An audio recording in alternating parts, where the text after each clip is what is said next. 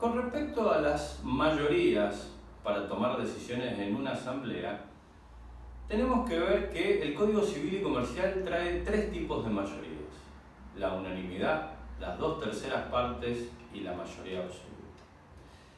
Con cualquiera de estas tres mayorías se pueden tomar decisiones válidas dentro de una asamblea de acuerdo al orden del día que se esté tratando. Si ustedes quieren saber con qué mayoría se toma una decisión, tendrán que ver el orden del día. Ahora bien, visto el orden del día, tenemos que hacer ahora una salvedad con respecto a qué mayoría se toma para ese orden del día. ¿Qué quiero decir con esto? La mayoría establecida en la ley o la mayoría establecida dentro del reglamento de propiedad horizontal, porque vamos a tener un reglamento y una ley en la cual vamos a sopesar cada una de ellas para saber cuál es la que va a primar en el momento de tener que tomar una decisión dentro de una asamblea en cuanto a la mayoría.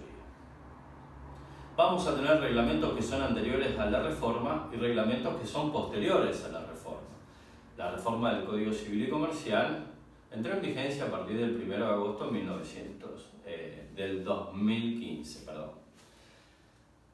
Dicho esto, tenemos que ver si el reglamento es anterior. Si el reglamento es anterior a la reforma, entendemos que las mayorías que deben aplicarse en una asamblea serán aquellas mayorías que estén establecidas dentro de la ley.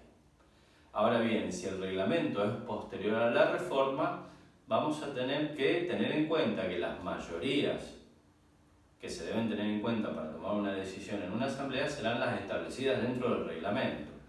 Que el reglamento puede decir que no diga nada, y entonces ahí nosotros iremos a la ley para ver qué mayorías establece el Código Civil y Comercial. La mayoría absoluta del artículo 2060 funciona como una mayoría residual. ¿Qué quiero decir con esto? Que cuando la ley quiere una mayoría especial, lo dice. Ejemplo, para la desafectación del inmueble al régimen de propiedad horizontal, artículo 2044 exige la unanimidad. O sea que cuando la ley exija una mayoría gravosa, lo va a establecer de manera expresa, sino la mayoría que vamos a utilizar es la mayoría del artículo 2060, o sea, mayoría absoluta. Cuando hablamos de mayoría absoluta, unanimidad y 2/3 partes, estamos hablando de mayorías que se toman sobre el todo de las unidades funcionales y sobre todos los propietarios, no sobre los presentes. Esto lo quiero dejar aclarado porque siempre tenemos esto de ¿y es sobre los presentes? No, sobre todos. Mayoría absoluta sobre todos, 2/3 partes sobre el todo, unanimidad obviamente es el todo.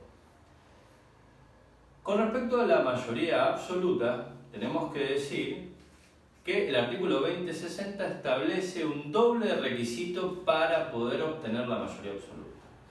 El doble requisito estará conformado por mayoría absoluta de unidades funcionales y mayoría absoluta de partes proindivisas.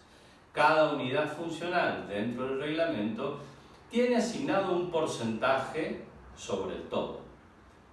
¿Me explico? ¿Esto qué quiere decir? Que cuando tomemos una decisión en una asamblea tendremos que establecer qué unidad funcional ha votado y por qué decisión ha votado y a su vez sumarle la parte proindivisa de esa unidad funcional.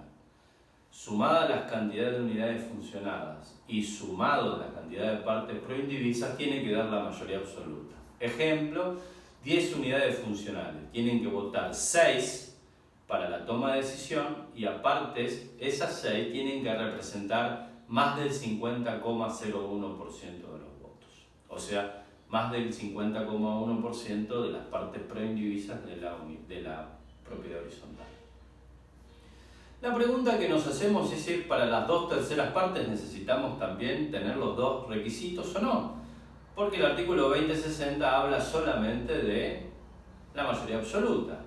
Entendemos que para obtener las 2/3 partes igualmente vamos a necesitar los dos requisitos. Ejemplo, en el artículo 2057 cuando nos habla de modificación del reglamento necesitamos las 2/3 partes. Estas 2/3 partes serán necesarias tener el doble requisito. Ahora bien, Para la autoconvocatoria de asamblea, que el código establece las 2/3 partes de los propietarios, ahí entendemos que esas 2/3 partes deben ser solamente de unidades funcionales y no también sumar las partes proindivisas. Con respecto a la unanimidad no hay mucho que agregar, está claro que vamos a tener todas las unidades funcionales y el 100% de partes proindivisas. El código en el artículo 2060 también nos trae una cuestión bastante particular que tiene que ver con el quórum.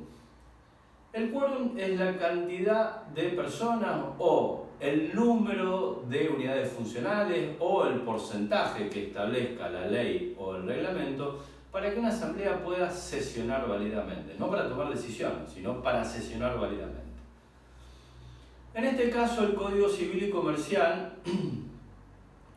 nos ha dejado en claro que el quórum no es necesario para que una asamblea sesione válidamente. Puede sesionar con cualquier cantidad de personas, incluso con una. Lo que no puede hacer es sesionar con ninguna. Ahora bien, esto es para todos los reglamentos que fueran posteriores, mejor dicho, para todos los reglamentos que sean anteriores a la reforma, se aplica de que ahora no es necesario tener el quórum. Ahora, para aquellos reglamentos que sean posteriores a la reforma, si en el reglamento establece que debe haber un quórum para sesionar, tendremos que respetar ese quórum. O sea, quiero explicarme bien con esto porque es importante. Para sesionar, ¿necesitamos quórum? Para todos los reglamentos anteriores a la reforma, no. ¿Por qué? Porque vamos a aplicar la ley. Para los reglamentos posteriores a la reforma deberemos ver qué dice el reglamento. Si el reglamento nada dice, no necesitaremos quórum, y si el reglamento establece algún tipo de quórum, tendremos que fijar el quórum establecido por reglamento. Otra cuestión importante que trae el artículo 2060 tiene que ver con esas asambleas en las cuales no asisten la cantidad de personas para poder tomar una decisión válida. Esto quiere decir para tomar una decisión por mayoría absoluta o por 2/3 partes o por unanimidad. Acuérdense que esto estará establecido por cada orden del día. Habrá órdenes del día que se tomen como decisión por mayoría absoluta y otros órdenes del día que se tomen una decisión, pero será por 2/3 partes. ¿Por qué? Porque esto lo indicará el orden del día, o sea, no la asamblea, el orden del día. Dicho esto, a veces nos vamos a encontrar con situaciones en que los propietarios no van a las asambleas y va un grupo muy reducido de propietarios.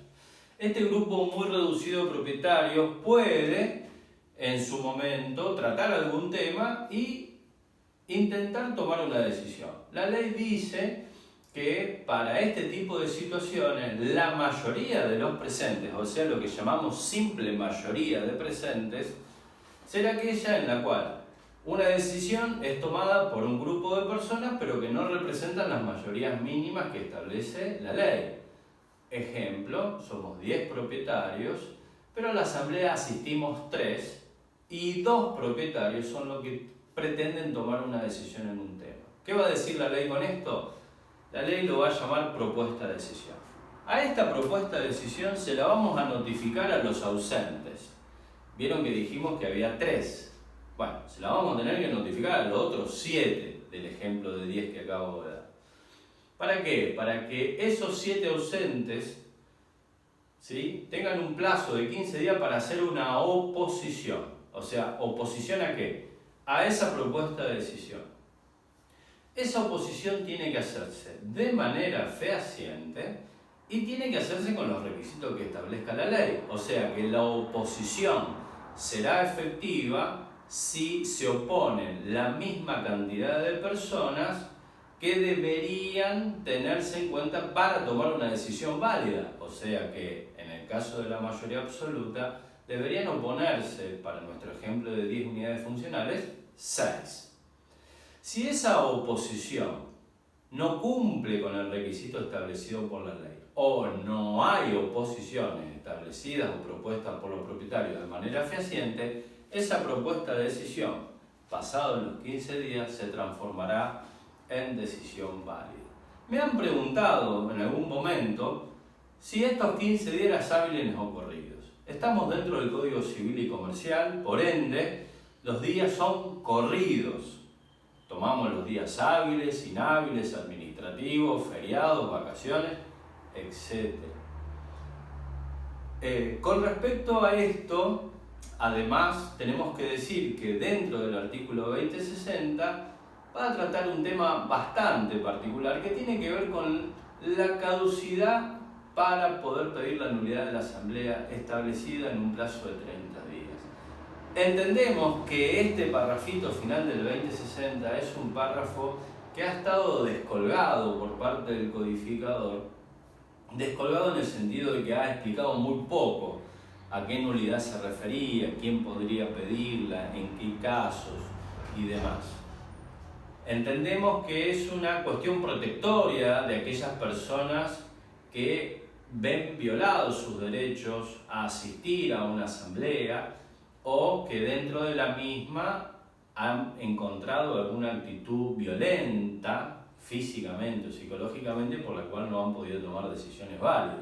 O sea, el caso de la nulidad lo planteamos nosotros para dos situaciones muy particulares. En el primer lugar es para el caso en el cual no he sido notificado de la manera que establece la ley o el reglamento, y en segundo lugar, habiendo sido notificado fehacientemente o como establece la ley o el reglamento, me he encontrado que he sido dentro de la asamblea violentado de manera psicológica o física, por el cual no he podido tomar alguna decisión